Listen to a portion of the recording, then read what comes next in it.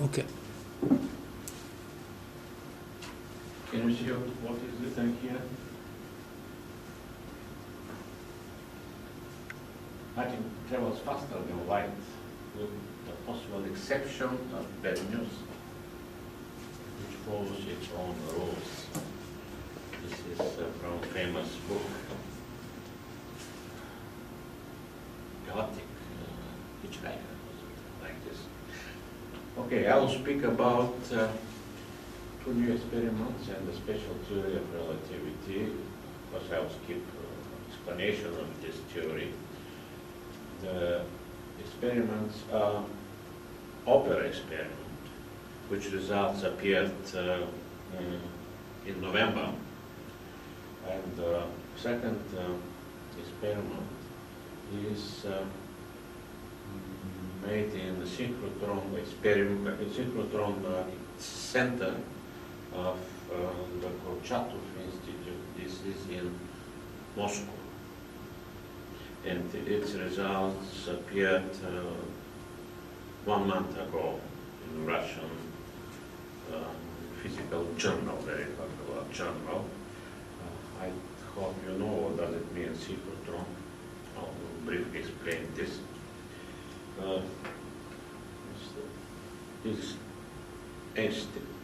Einstein is a young guy.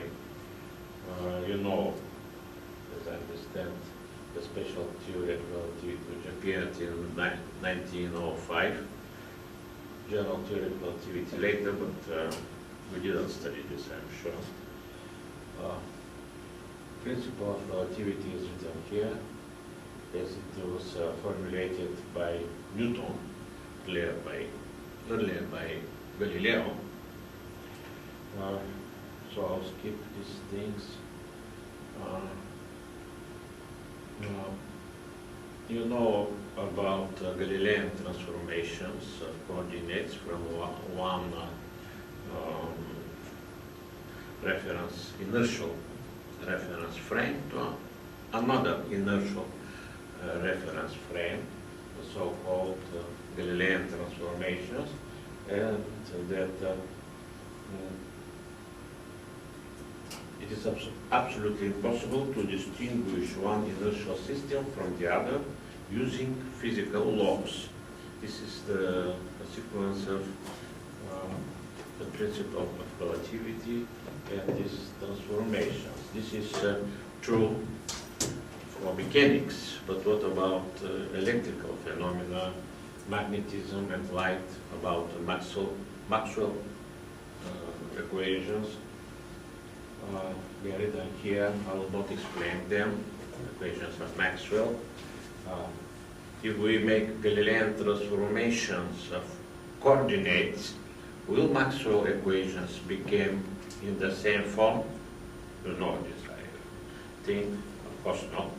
Many new terms appear here without any physical meaning. This was a big trouble. Then, Lorentz noticed that Maxwell equations became in the same form when you make not Galilean transformations of coordinates, but this kind of transformations. They have the same form. So, and then, yes, here you see there is a constant which appears for the first time here in Maxwell equations. This constant C is easy to determine this constant from Maxwell equations, especially from equations of electrostatics and magnetostatics. This is Gauss law in differential form, which is Coulomb law. Density of charges. This is the density of current. So from these two equations, epsilon 0 is electric constant, but it is eliminated from this ratio, and we can obtain c squared is constant, which is 3 times 10 to 8 meters per second, and which coincides with the speed of light. And this is really the speed of light, electromagnetic waves, which is a constant and doesn't depend on the source, which radiates light. So, on the basis of these facts, Einstein formulated two basic postulates of the special theory of relativity, which are written here. The laws of physics are identical in all inertial frames, but now, when you make transformations, Lorentz transformations, of course, and all physical laws should be of such kind that they remain unchanged under a Lorentz transformation. In the first postulate you see here, which is written that the speed of light is the same in all reference systems. And this is a constant of nature. This is, its speed cannot be exceeded. There's no speed in the nature which carries signal greater than the speed of light. Okay, this is what I wanted to tell you about the special theory of relativity. Yes, it's important for one of these experiments I will discuss next. The additional velocities in relativity is now different than the addition of velocities in mechanics, Newton or Galilei. Simple example, if you have a spaceship here, which is moving, for example, with this huge velocity, and inside the spaceship, if you have another body, this one, for example, which is moving inside with respect to the spaceship with this velocity, this observer, which is outside, for example, on the ground, we can ask him how fast is the object inside this object moving from the point of view of this observer.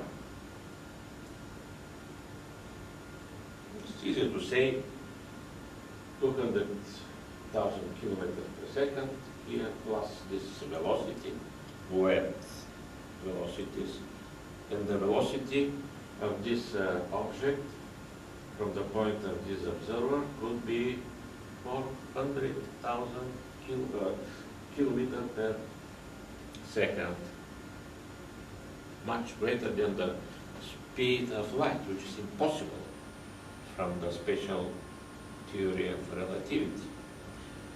And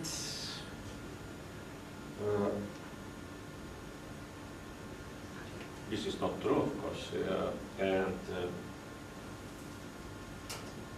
add the velocities in the special theory of relativity, we must use this new formula given by Einstein.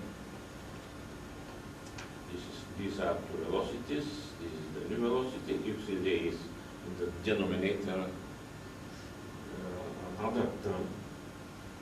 So if we add 400,000 plus 200,000 plus 200,000 and then divide to this term, the velocity will be not 400,000. We can calculate it very easy. So 200,000 is something else. it doesn't exceed the velocity of light. Okay. I'll skip this slide about the criticism to Albert Einstein, which is every time since the beginning of his theory by many reasons. At the beginning by some political and other reasons. Even now there are some people who they are called anti-relativists. They try to eliminate the theory of relativity, but usually these people are not professionals. Nevertheless, every time when we have the possibility to check the relativity theory of Einstein, we try to do this. But up to now, we know that the theory of relativity is considered to be self-consistent. It is in accordance with many experiments and serves as the basis of many successful theories, for example, such as quantum electrodynamics. So everything is okay. And on the basis of theory of relativity, you can explain many other things. This theory is very important, of course. And it predicts many measurable phenomena that are checked with very high precision.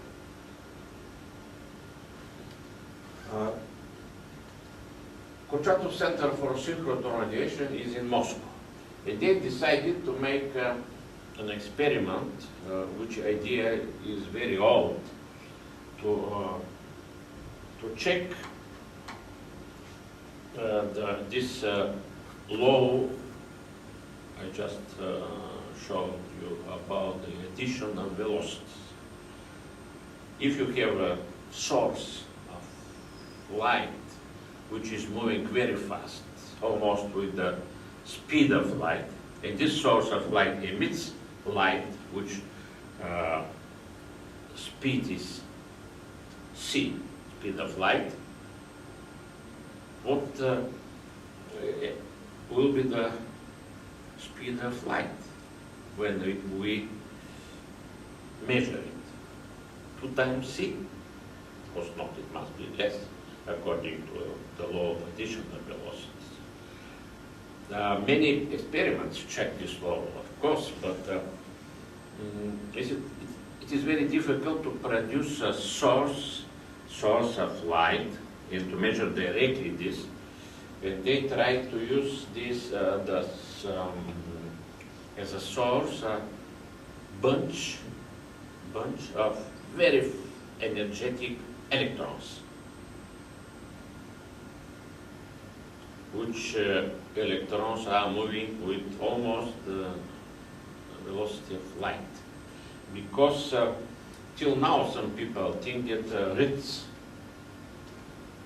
many years ago, is right when he says that this law of Einstein is not true.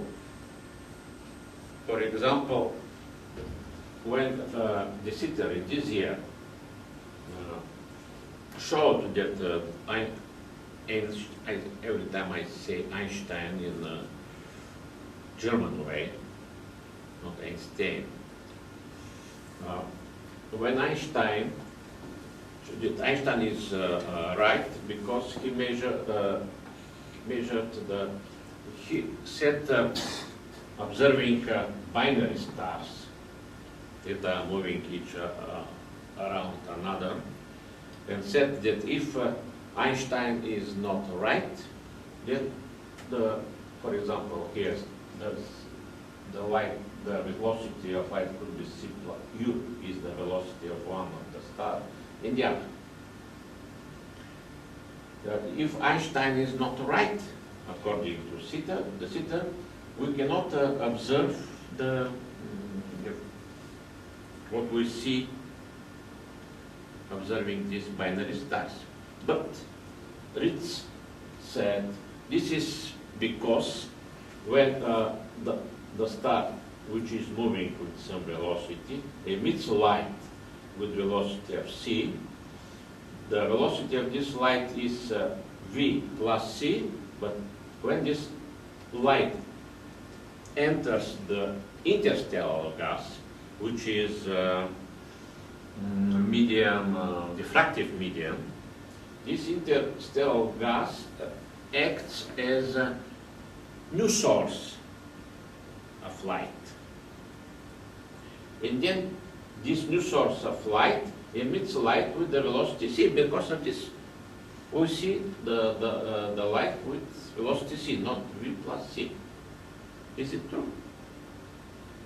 Who knows? Synchrotron radiation is a radiation in some sense similar to Bremsstrahlung radiation or breaking radiation. You know what does it mean? When the electron moves around the atomic nucleus, it radiates a Bremsstrahlung photon in the field of electric field of the atomic nucleus, because it undergoes acceleration. Charged particles, when they are accelerated, they emit electromagnetic waves, as it is here or in the Bremsstrahlung process, or when the electron is moving in a magnetic field, it's the trajectory is bending. Again you have acceleration, transversal acceleration, and this electron emits a photon tangentially to his orbit, like here. This is a synchrotron radiation. Radiation of a charged particle in magnetic field. So this process can be used for this experiment Russians made. They used this kind of device, which is a storage ring of electrons traveling on this circular orbit, bending the trajectory is bending by 4 magnets, here, here, M1, M2, M3. This is, they can travel these electrons in bunches. They are injected from here, and then can travel inside the synchrotron, for many hours. Their energy is 450 MeV. You know about this unit, EV, MeV. This is a very high energy, which means that the velocity of electrons is almost equal to the velocity of light. And that is shown here in this small picture, moving on this trajectory, this path, electrons will emit in this magnetic field light, synchrotron light, which spectrum is broad, but a big part of the spectrum is in the visible range of the light, the electromagnetic waves, on tangentially to its path. For example, tangentially from here, and here there is a channel, a tunnel tube, which is 7 meters, 0.2 long, with very high vacuum inside. So here we have the source of the light electron, as is shown here. this is a bunch of electrons, many electrons. They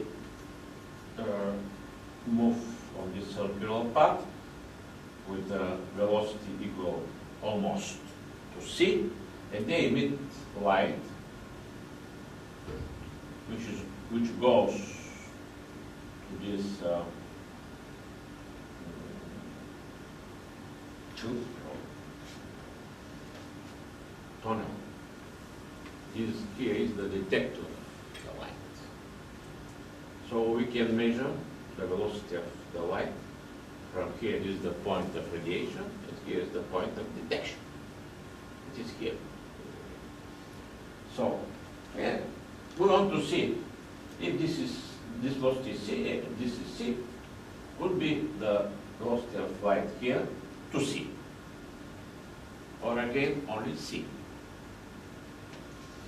Now, to check the hypothesis of Ritz, they here somewhere in the somewhere 1.8 meters from the point of radiation, they put a glass plate to see if there is on the path, on the direction of the light, if there is some medium, diffractive medium.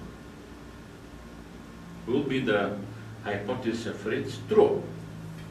So we can expect then if this velocity here is 2c, c plus the c to c, then after the glass plate it must be only c.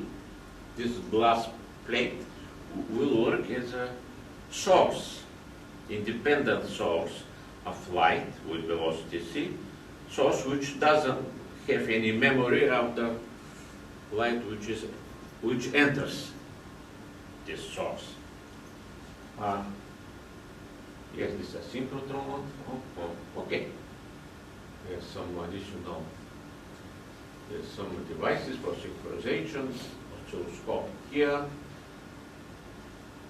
Impulse or bunch radiates in impulses light, not different impulses. Like it is shown here. And they calculated that this is what the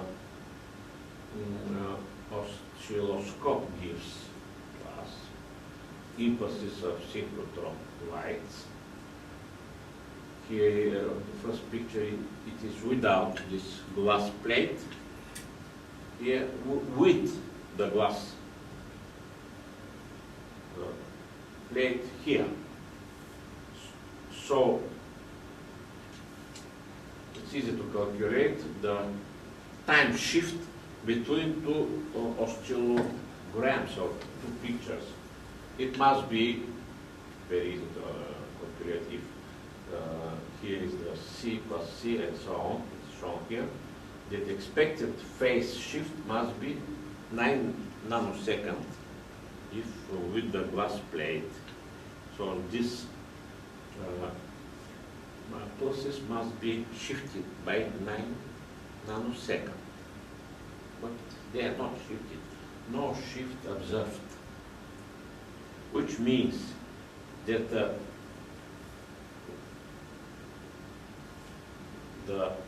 with this plate on the path of the light or without it, the velocity of the light here is c. This is the direct measurement of the velocity of light when the source of this light has almost the light velocity, because it was difficult up to now to produce a source of light with such a big velocity. It must be elementary particle. So again, they measured directly the velocity of light. When you know the path, the length from here to here, you can measure the time, and dividing obtain the velocity of light. And it is with no very big precision, but we see almost 3 times 10 to 8 meters per second, what we expected. The precision here in this measurement is half a percent. It's not so important. Most important result is that even with the glass plate or without it, the velocity of light is c. One more evidence for velocity, the theory, special theory of relativity of Einstein is true. Of course, this experiment, we expected these results, and physicists, authors of this experiment say that they made this experiment for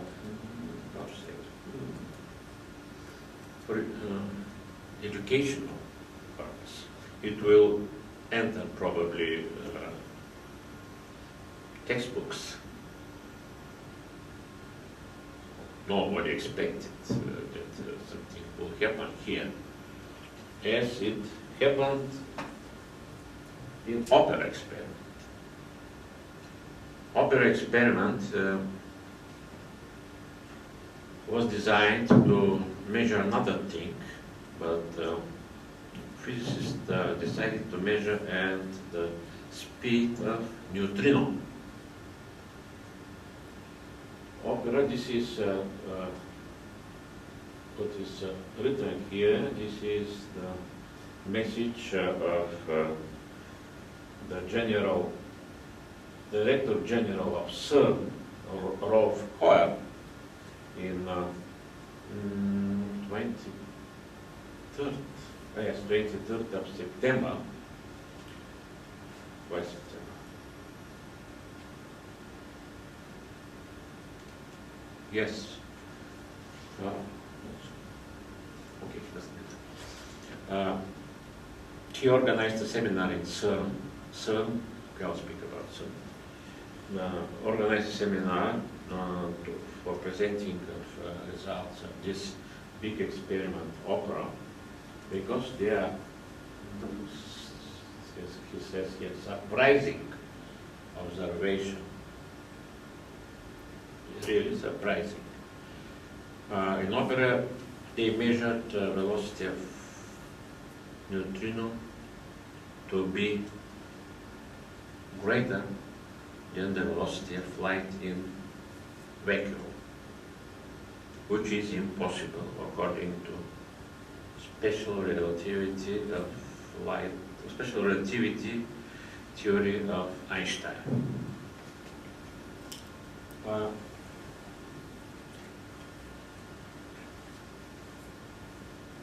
Yes, in September.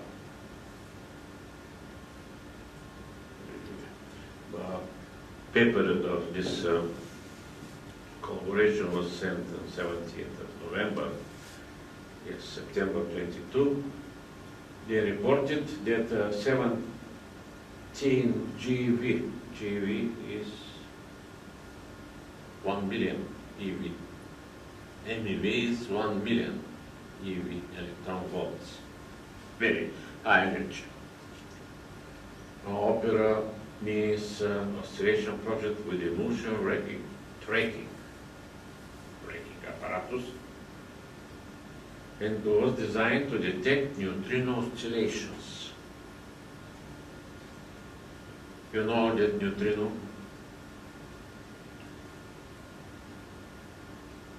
You know something about neutrino, yes? Okay, I will not read what is written here. Very small mass, it's an elusive particle which interacts with matter very weakly. It's very difficult to detect it. And we know that neutrino can oscillate, which means that we have 3 types of neutrino: electron, muon, and tau neutrino, and then can oscillate one type into another type. So if we create muon neutrino, for example, after some time when it is moving, it can go into, for example, tau neutrino. And opera was designed to measure this process.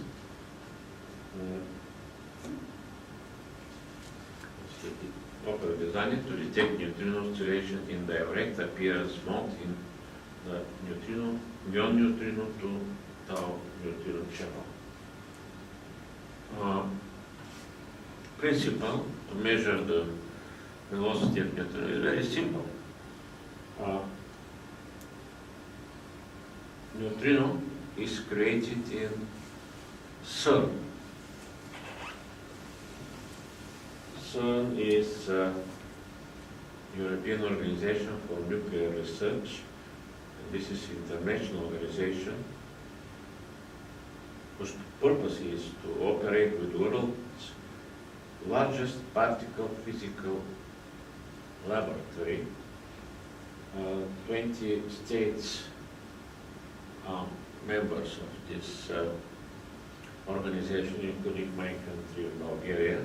CERN is in Switzerland, Geneva, a very big.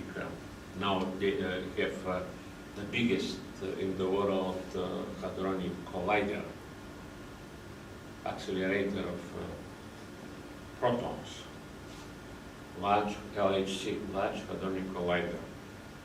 And this accelerator, not exactly LHC, the older collider, SPS, by the way, it creates a beam of neutrino here, which travels to the laboratory under what is called Gran Sasso laboratory, which is here in Italy under the mountains, mountain Gran Sasso. This is Gran Sasso here. Underground, under this lab, there are several experiments. One of them is opera. This distance from CERN to here, the Gran Sasso, is 730 kilometers. So, if the neutrino beam starts from here and goes to Gran Sasso, they know this distance is 732 kilometers plus something else. The precision of measuring this distance is 20 centimeters. Can you imagine this? It's a sophisticated geodesic work to measure this distance with such a precision. And they measure the time when neutrino starts from here and when it is detected using a system of using GPS system, of course, with and very precise clocks, atomic clocks. One is here, the other is here. Yeah, this is the beginning of this is the LHC channel, tunnel, which is which has 26 kilometers length, 100 meters underground. But neutrino is created by proton beam from SPS, the older accelerator SPS, which injects protons from LHC. But here in this experiment, part of these protons are taken to create neutrino beam. It is easy to create after they direct the photon beam to a target. In this target, in interactions, many pions and kaons are created. Then there is a 1,000-meter ranked tunnel for these pions and kaons to decay, and when they decay, they create muon neutrino, which then travels 732 kilometers to the detector. The detector is huge, of course, and you can see the scale here. 2 modules. I will not explain the details of this experiment. Muon spectrometer target here and so on. Here is some scheme. What they measure using a GPS and very precise, 2 very precise clocks. This GPS is for synchronizing clocks. This is the problem. You have here one clock which measures the time when the photon beam starts. But we don't know exactly when the neutrino starts, because it is 1 kilometer tunnel where pions and kaons decay. But statistically, they measure the distribution of protons and then the distribution of detected neutrinos. And dealing statistically with these results, they measure the time, the shift in the time compared to the shift to the time if from here to here light travels in vacuum. The problem is how to synchronize both clocks. They might be synchronized very precisely. Maybe somewhere here there is some errors that are not discovered yet. Nobody knows. But physicists of this collaboration says that they took into account all possible effects. Delays in cables, in detector, everything. And finally, their result is that they had 16,000 neutrinos. And they say that the difference between the time of neutrino and the light that could travel this distance is about 60 nanoseconds.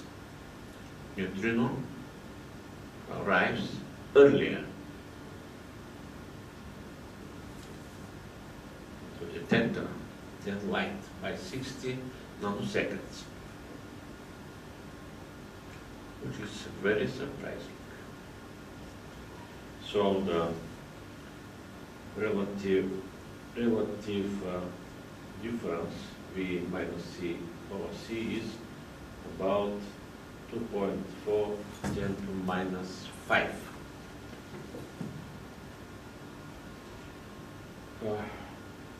After that, they try to use much narrow bunches of protons as electrons in a synchrotron experiment come by bunches, one bunch, other bunch, which are very short, and there is some difference, some distance between them. Even with much shorter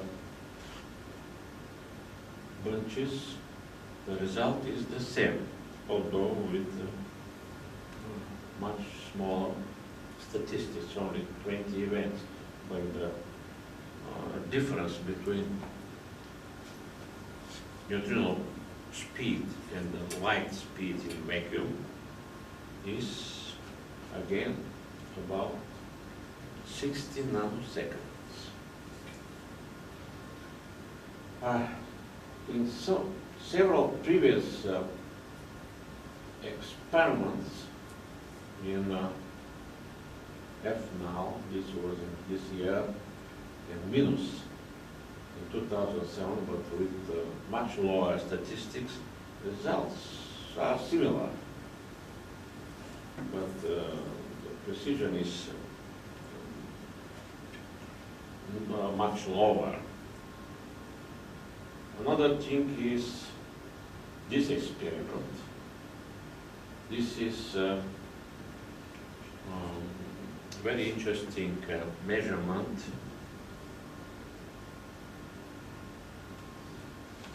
which is made in 1987. This is a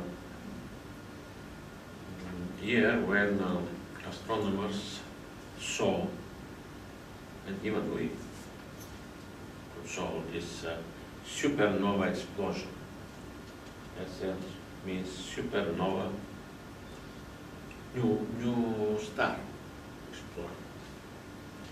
In this year it was noticed, and this supernova is in this galaxy, large Magellanic Cloud, which is far from us, about 50 kiloparsecs. Parsec is 3.26 light years. One light year is almost 9.5, 10 to 12 kilometers. From here you can calculate the distance to this star, 170,000 light years. And several detectors here on the Earth detected neutrinos from this explosion. For the first, not to now, for the last time. We expect new explosion, but nobody knows when it happens. Neutrino, when during the theory, theory predicts huge number of neutrinos when supernova explodes. So, supernova is here before the explosion in this region. This was observed at that time by optical telescopes. This is what we see now from the explosion of this star. You see this ring in this center. It's another interesting problem, but not for us, for astronomers. So, 3 detectors for neutrino in this year, 87, Kamiokande 2, now it is Super Kamiokande, at that time Kamiokande 2, water Cherenkov detector, IMB in the United States and Baksam in Russia, detecting totally 24 events, 24 neutrinos. Yet the burst of these neutrinos lasted 13 seconds, which is good enough evidence that this burst of neutrinos comes from this supernova. There is another experiment, LSD, on the Alps, the tunnel there. It has 5 events, but they appeared 4.5 hours before this event, so nobody takes seriously these events. So from these 24 events, 24 neutrinos coming from this supernova, what is interesting, they came about 3 hours earlier than astronomers saw the supernova explosions, only 3 hours earlier. From here, if we suppose that they travel faster than the light, this relative difference between the neutrino velocity and light velocity could be 2 times 10 to minus 9, not minus 5, as opera measured, much smaller. But what is important here, according to the theory of stellar collapse, which appears just before the explosion of supernova, neutrino, because they almost do not interact with the matter, they go first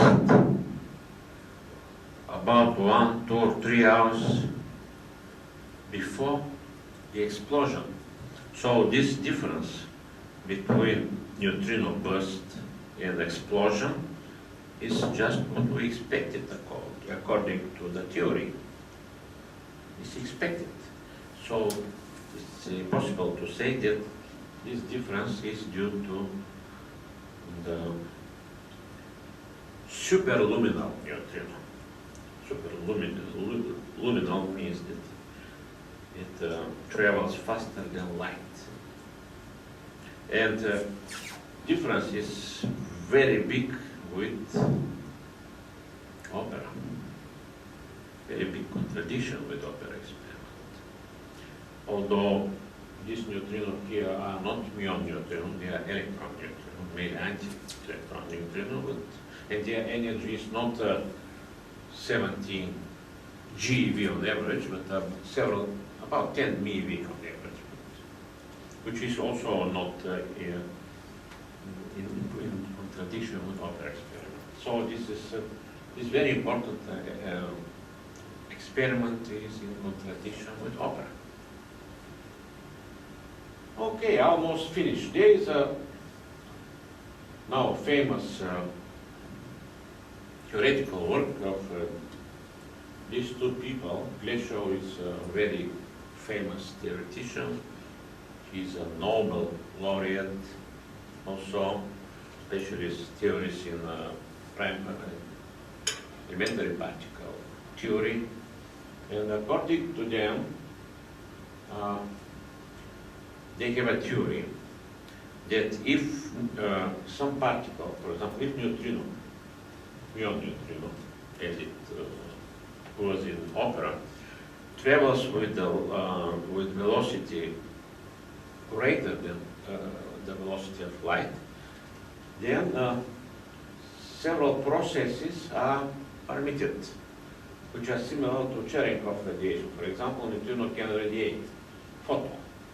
They are kinematically allowed, not in when this velocity is less than the velocity of light. But if velocity is high, these processes are permitted. They are possible. For example, creating a pair of electrons and positrons or gamma. So this is a very important process. And they estimate the threshold energy of this process and energy of fractional energy losses, the rate of interactions, and they say finally that for opera results that this this parameter delta is given here, which is almost the parameter, almost sure.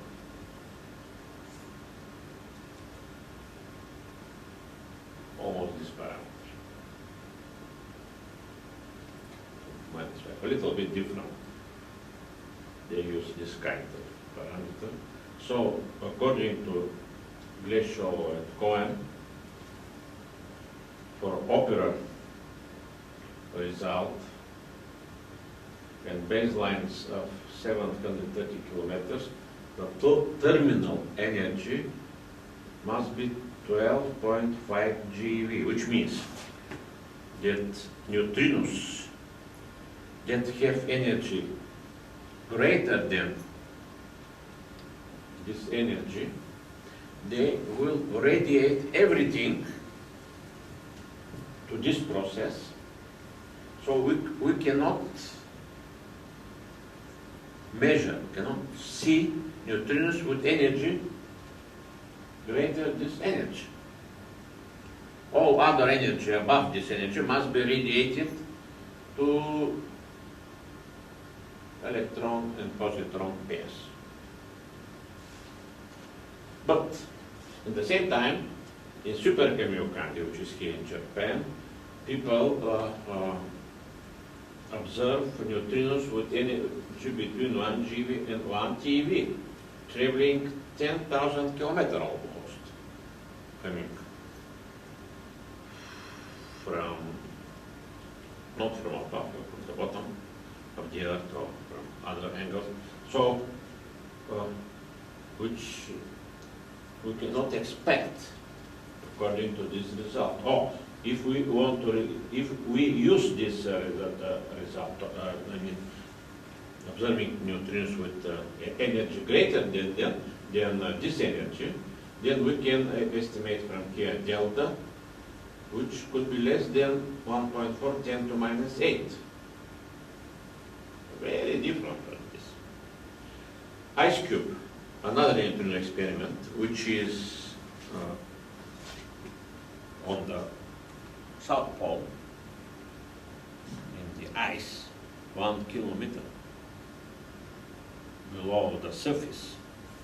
This 1 by 1 kilometer tube with many automotive tubes. Very interesting experiment. They also observe neutrino with energy to 16 TeV. 16 TeV. TeV is 10 to 12 electron volts. GeV is 10 to 9. So 1 TeV is 1000 GeV or 1 million MeV. With this energy, they travel because these parameters of this process depend on the energy and of the baseline, the line, of the length. So, if we use their results, this delta could be less than 10 to minus 11. It is very big contradiction with this way. This is situation now. Okay, the last experiment is a third, which appeared very soon. Not soon, very recent. Icarus experiment is a similar experiment to Opera, also in Gran Sasso lab, on the same distance. And they decided to, they measure neutrino distribution in their detector. They also measured neutrino. This is, these points are from the experiment. Distribution of neutrinos by energy. And they made a Monte Carlo modeling according to special theory relativity, let me say roughly. And you can see that everything is okay with the experiment. The measured average energy is 11.5. Monte Carlo is 12.5. The precision is such that they coincide practically. And you see here the tail. Tail goes almost and up, the tail of this distribution up to 100 GeV. But we could expect the terminal energy to be 12 GeV according to this theory. So, although they measure in their detector everything, not only neutrino, but they could measure even electron and positron pair from that process, Apecial or gamma. But they didn't see any event of this kind. So, and from their experiment, you can estimate the limit for this delta, which is less than 4 times 10 to minus 8. Very different. So this experiment says no to other experiment.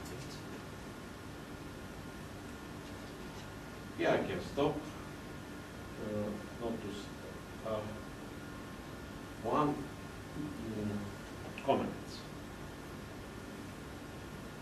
This is according to the model of Cohen-Grishaw. But I read a paper of other theorists that work on hypothesis of Lorentz invariance violation, which is, say, roughly saying almost the same, some departures from special relativity theory, and they say that this model of Grishaw is only one of models. According to the other model, they called it deformed Lorentz invariance violation. This is impossible. This model, according to them, is so-called broken Lorentz invariance violation, which means that there must be one preferred system, inertial system, but in another inertial system, this threshold energy for this process could be another. So, difficult to say that this theory or this model, I say model or hypothesis, and this Icarus experiment reject popular results. So what in the future?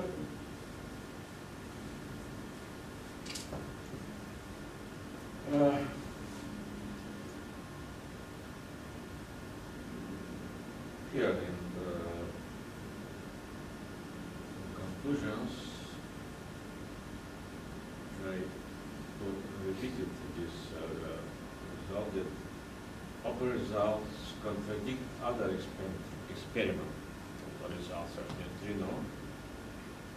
So we need new experiments that will confirm upper result or reject it.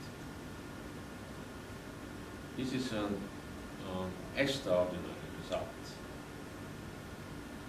So, Carl Sagan said that extraordinary claims require extraordinary evidence. So we need more and more experiments to check your results, because if it is true, the physics will be in trouble, very big trouble. How to explain this? Where, we know that the special relativity theory is confirmed by numerous experiments, and it is a basis of many theories of theoretical physics, including quantum electrodynamics and many others. We need experiment not with two clocks. It would be nice to have experiments that are different by methodics, because with the same methodics we could make the same errors. It's better to have an experiment. It's very difficult, of course, to say it's better, but how to make it. For example, a neutrino, we have to wait at least 2 or 3 years for new experiments. But it is better to have experiments that have only one clock. So to have a neutron that goes round trip, because there is no problem with synchronization. If you have 2 clocks, problem with synchronization of both clocks is very difficult and important. How to synchronize them? We have to take into account the Earth's gravitation potential, orbiting of the Earth, and many effects that are very small, but we need to. Effect is also very small to take them into account. But if you have one clock only to measure, this problem with synchronization is eliminated. So it's better probably to finish. I could say, do you have time or not? Think so. Okay. Maybe a couple of words about tachyons.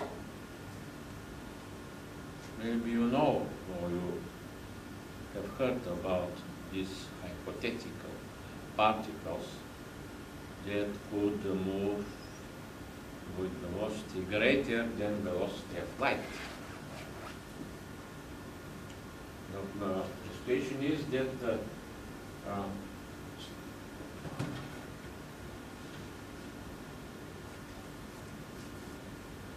the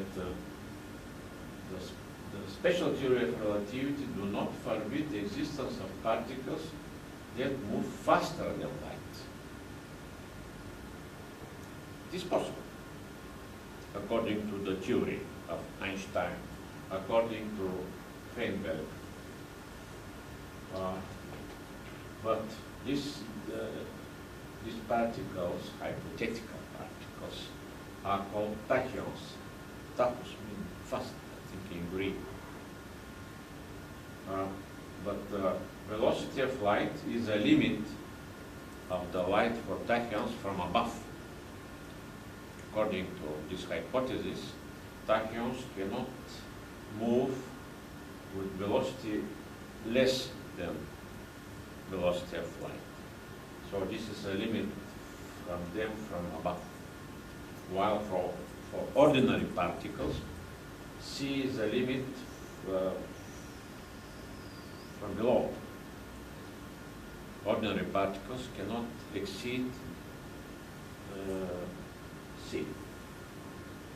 So it is a speed limit from both sides. And when tachyons approach C, their mass goes to infinity. For ordinary particles is when they approach C, mass goes to infinity also. So properties are very strange. Rest mass must be imaginary. You have a factor foreign of negative unit line. The bigger the energy, the closer the speed to the speed of light, and many other how to observe them. Up to now, they are not detected experimentally. Many attempts were made. For example, we could expect also, again, some kind of processes as they are in the theory of glacial, some kind of Cherenkov radiation.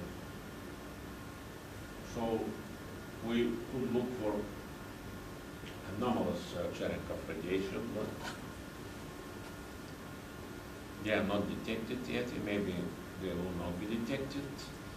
And quantum field theory, if they exist, must be reconstructed cardinally.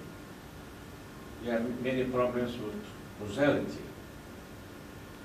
This principle of causality, this is what causality, that the cause must precede its effect according to all inertial systems, is a basic principle in the physics. That if we have tachyons, if they exist, and in the same time, and the special theory of relativity is right, then we have big problems with this principle. I will not explain here what would happen, but if we put here, you remember the formula for additional velocities. If we put here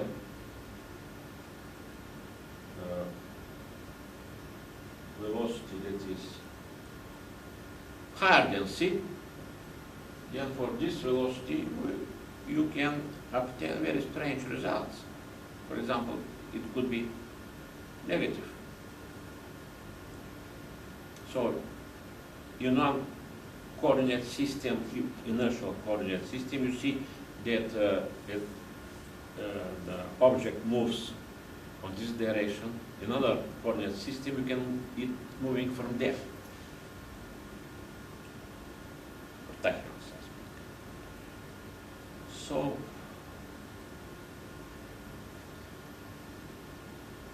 maybe this neutrino they measured in opera is a tachyon. But if it is a tachyon, its mass could be negative, which is strange.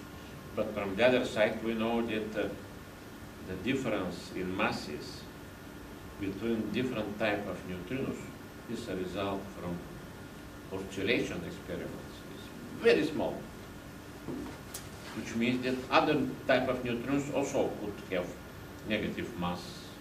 For example, root square from minus 100 MeV, which is not observed.